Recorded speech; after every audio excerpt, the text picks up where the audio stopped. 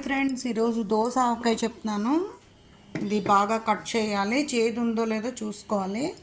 ఇది మస్టర్డ్, జీరా, మెంతి ఫైన్గా పౌడర్ చేయాలి.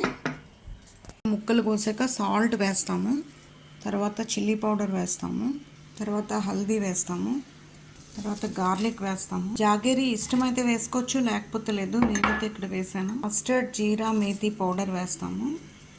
నేను ఇక్కడ మస్టర్డ్ ఆయిల్ వేస్తున్నాను. గ్రౌండ్ నట్ ఆయిల్ అయినా వేయచ్చు, రిఫైన్ ఆయిల్ అయినా వేయచ్చు, ఏ ఆయిల్ అయినా వేయచ్చు.